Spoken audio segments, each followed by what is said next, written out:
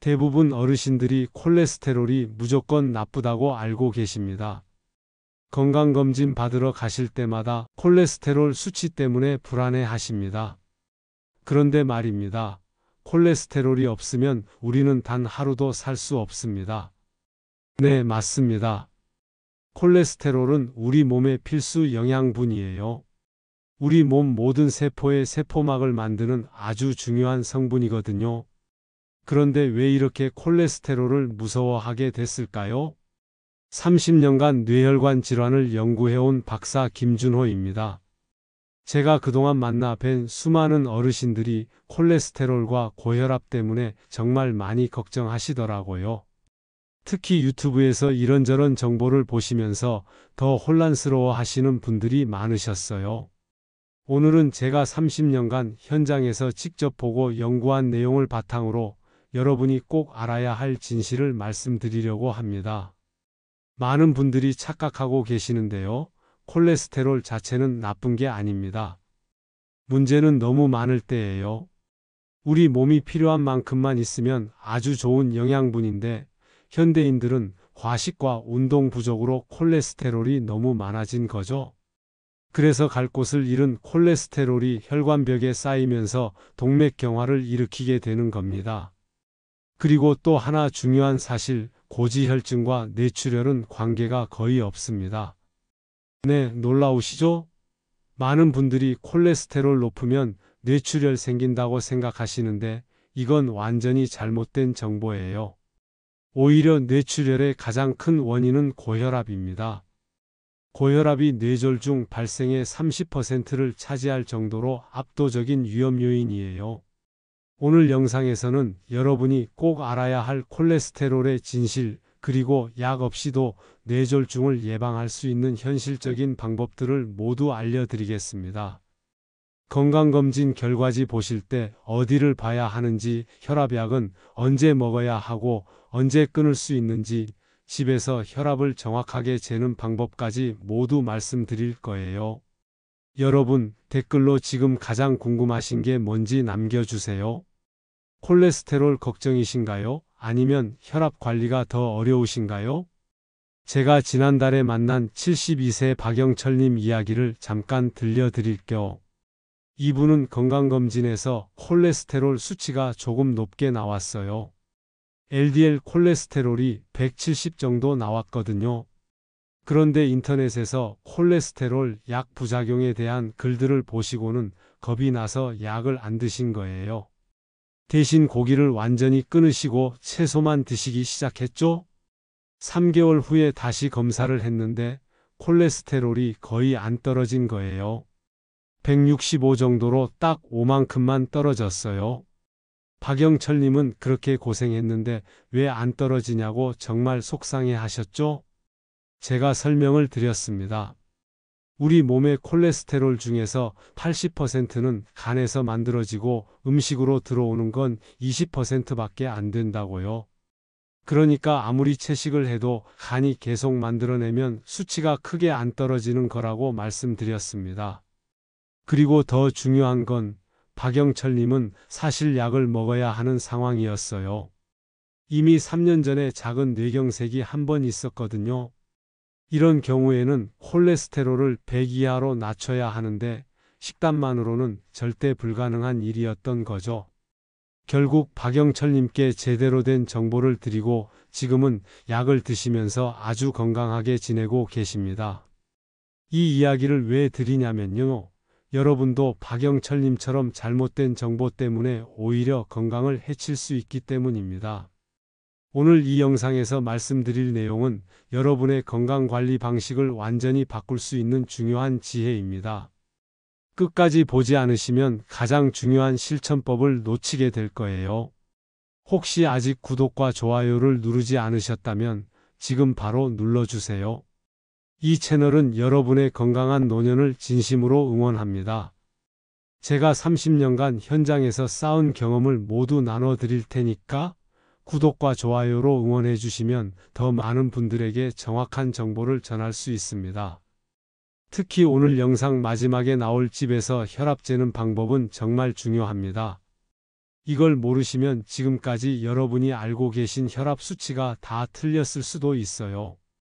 대부분의 분들이 뭘 모르고 계시냐면 병원에서 재는 혈압은 정확하지 않다는 거예요. 긴장해서 혈압이 올라가기 때문이죠.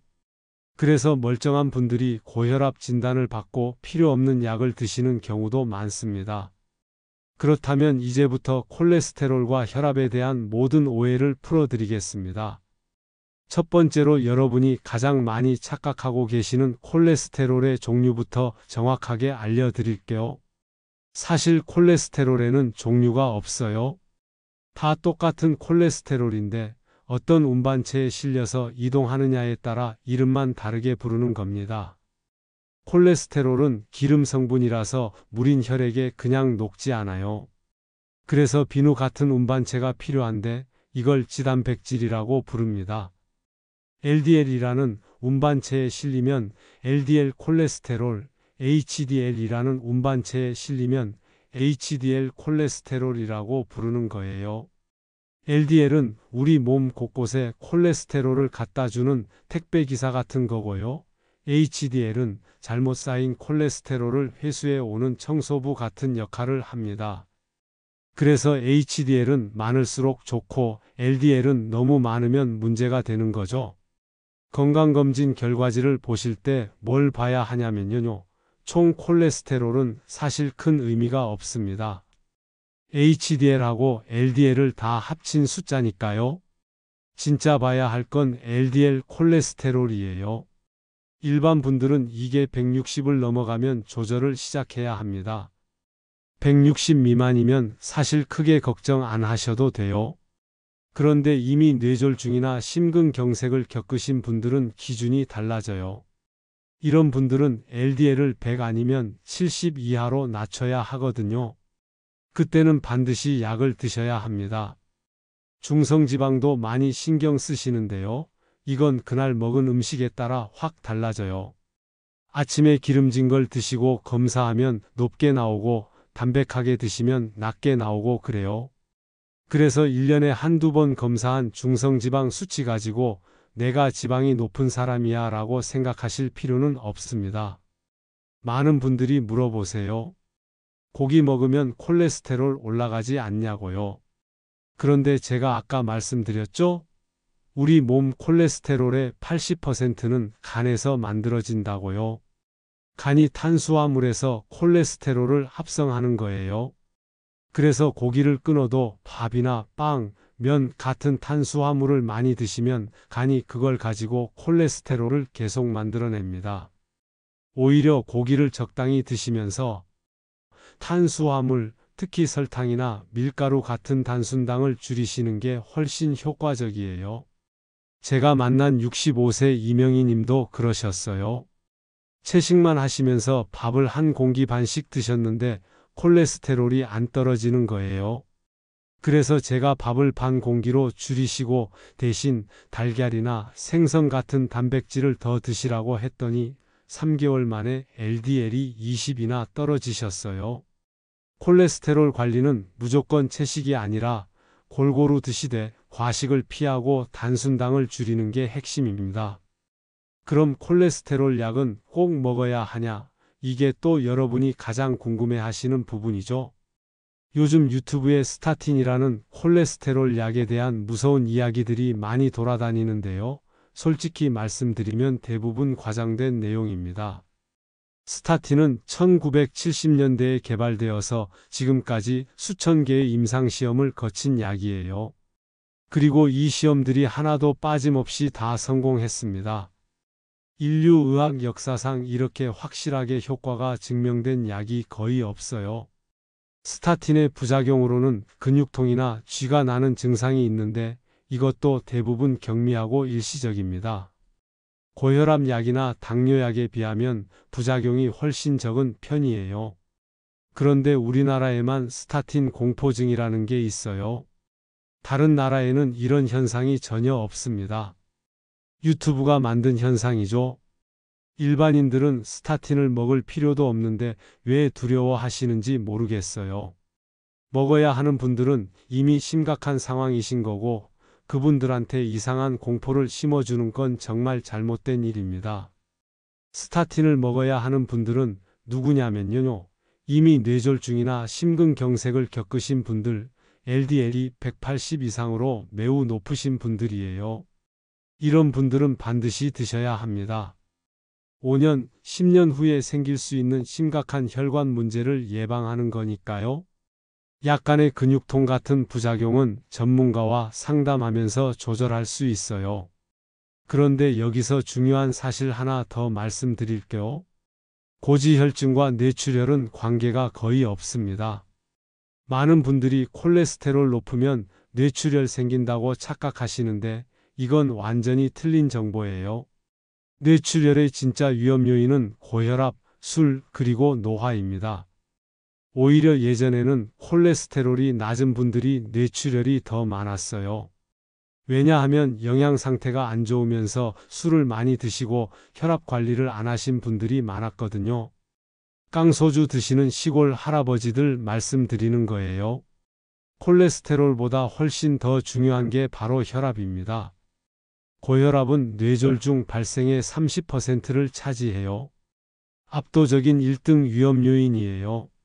치매에서도 가장 높은 위험 요인입니다. 혈관이 안 좋으면 뇌에 산소와 영양분이 제대로 안 가니까 치매도 생기기 쉬운 거죠. 그래서 콜레스테롤보다 혈압 관리가 100배, 1000배 더 중요합니다. 포화지방 얘기도 잠깐 하고 넘어갈게요.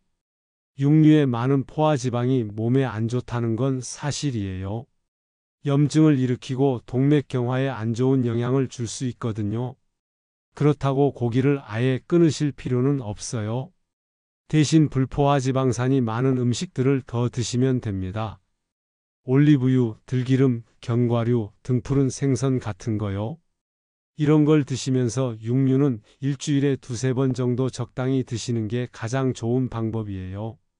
자, 여기까지 콜레스테롤에 대한 오해를 다 풀었으니 이제부터는 진짜 중요한 혈압 관리에 대해 말씀드리겠습니다. 혈압약에 대해서도 오해가 정말 많으세요. 혈압약 먹으면 평생 못 끊는다. 이런 얘기 많이 들어보셨죠? 그런데 이것도 반만 맞는 말이에요. 혈압약의 목적이 뭐냐면요. 정상 혈압을 만드는 겁니다.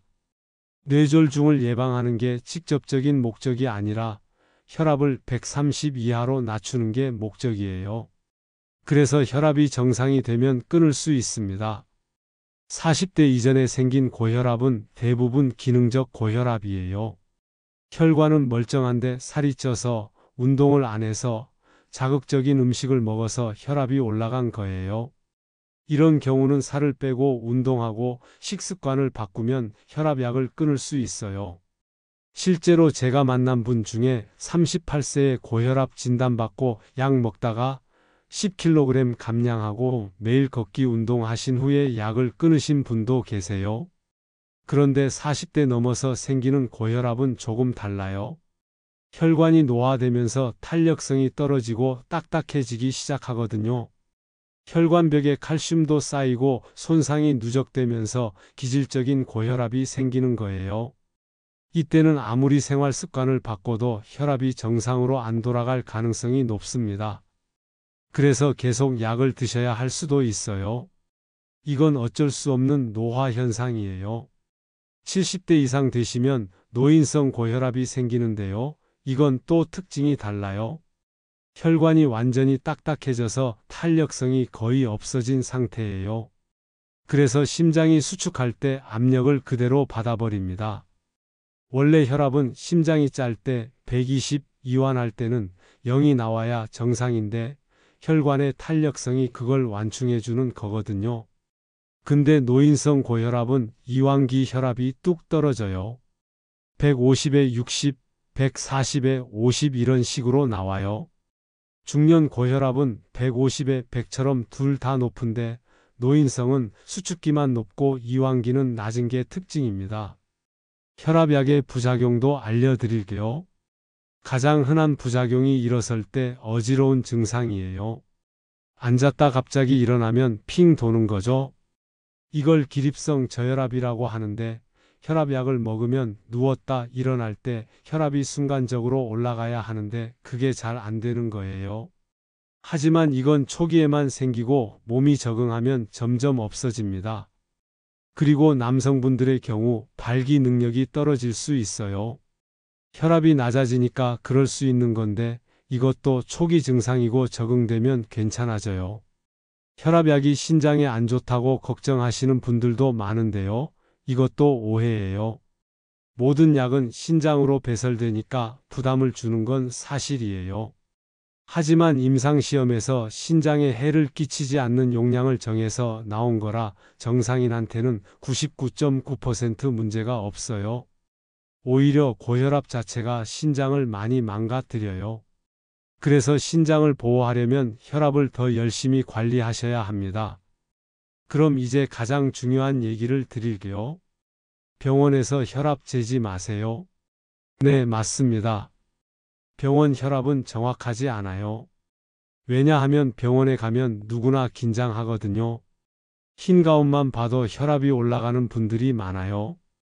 그래서 멀쩡한 분들이 고혈압 진단을 받고 필요 없는 약을 먹게 되는 경우도 있어요. 정확한 혈압 측정 방법을 알려드릴게요. 아침에 일어나서 10분 정도 편안하게 쉬세요. 화장실 다녀오시고 물 한 잔 드시고 소파에 앉아서 좀 쉬는 거예요.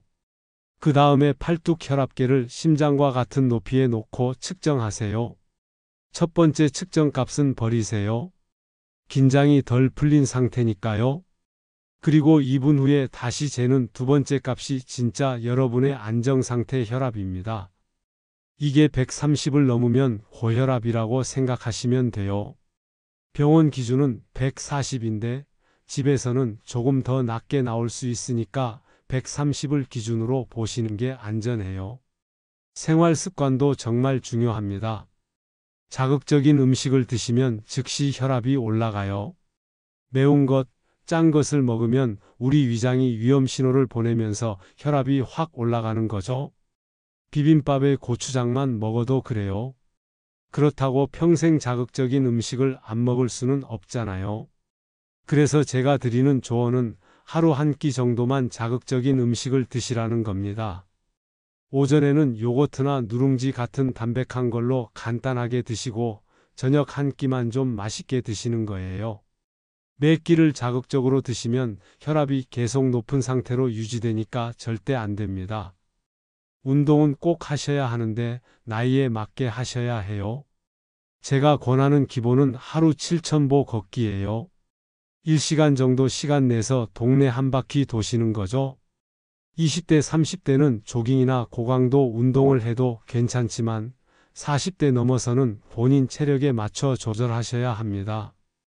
요즘 러닝크루가 유행이라고 70대 분이 무리하게 뛰시다가 오히려 위험한 상황이 생긴 경우도 봤어요. 운동 중에는 혈압이 올라가니까 본인이 감당할 수 있는 수준으로 하시는 게 중요합니다. 운동 후에는 혈압이 쭉 떨어지니까 장기적으로는 아주 좋아요. 수면도 빼놓을 수 없어요. 잠을 제대로 못 자면 우리 몸이 긴장 상태로 인식해서 혈압을 올립니다. 자는 동안에는 원래 혈압이 쭉 떨어져야 정상인데 잠을 설치거나 중간에 자주 깨면 혈압이 계속 높게 유지돼요. 새벽에 혈압이 높으면 뇌경색이 생기기 쉬워요. 왜냐하면 자는 동안 물을 안 마시니까 혈액이 탈수돼서 끈적해지거든요. 그래서 혈전이 잘 생기는 거죠. 실제로 뇌경색이 새벽에 많이 생겨서 아침에 일어났는데 가족이 대답을 안 하더라. 이런 일이 흔합니다. 커피도 물어보시는 분들 많은데요. 커피는 하루 한 잔 정도는 괜찮아요. 카페인이 사람마다 다르게 작용해서 어떤 분은 혈압이 올라가고 어떤 분은 오히려 떨어져요. 카페인의 이뇨 효과가 혈압을 낮추기도 하거든요. 다만 커피 한 잔 마시고 잠 못 주무시는 분들은 안 드시는 게 낫죠? 자, 여기까지 들으셨으면 여러분은 이제 콜레스테롤과 혈압에 대해 제대로 아시게 된 겁니다. 핵심만 다시 한번 정리해 드릴게요. 콜레스테롤은 나쁜 게 아니라 우리 몸의 필수 영양분이에요. 다만 너무 많으면 문제가 되는 거죠. 건강검진에서 LDL 콜레스테롤이 160 이상이면 조절을 시작해야 하고 그 미만이면 크게 걱정 안 하셔도 됩니다. 총 콜레스테롤이나 중성지방은 큰 의미가 없으니 너무 신경 쓰지 마세요. 음식으로 콜레스테롤을 낮추는 건 생각보다 효과가 적어요. 왜냐하면 우리 몸 콜레스테롤의 80%는 간에서 만들어지기 때문이에요. 고기를 끊는 것보다 과식을 피하고 단순당을 줄이는 게 훨씬 효과적입니다. 골고루 드시되 밥이나 빵, 면 같은 탄수화물을 줄이시고 단백질을 충분히 드세요. 콜레스테롤 약인 스타틴은 인류의학 역사상 가장 효과가 확실한 약이에요. 부작용도 생각보다 적고요. 유튜브에 떠도는 공포는 대부분 과장된 거니까 너무 걱정하지 마세요. 이미 뇌졸중이나 심근경색을 겪으신 분들은 반드시 드셔야 합니다. 가장 중요한 건 콜레스테롤이 아니라 혈압이에요. 고지혈증과 뇌출혈은 관계가 없어요. 오히려 고혈압이 뇌졸중의 30%를 차지하는 압도적인 위험 요인입니다. 치매의 가장 큰 원인도 고혈압이에요. 그래서 혈압 관리가 100배, 1000배 더 중요합니다. 혈압약은 혈압이 정상이 되면 끊을 수 있어요.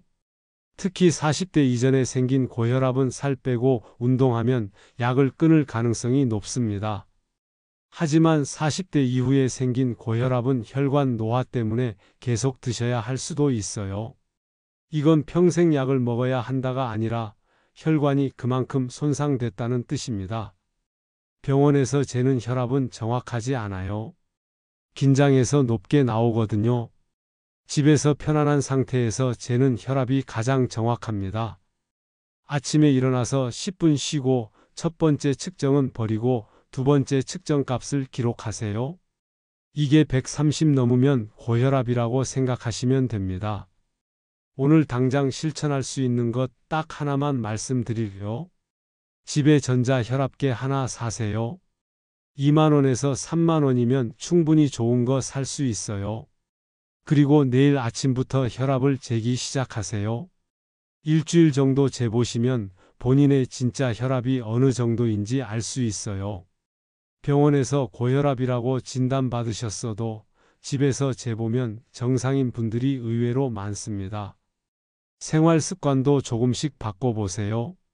매 끼 자극적으로 드시지 마시고 하루 한 끼만 맛있게 드시고 나머지는 담백하게 드세요. 하루에 1시간 정도는 걷기 운동하시고요. 잠을 푹 주무시는 것도 정말 중요해요. 이 세 가지만 실천하셔도 혈압이 확 떨어지는 분들이 많아요. 다음 영상에서는 뇌졸중을 완전히 예방하는 구체적인 방법들을 알려드릴게요. 뇌졸중은 예방 가능한 병이에요.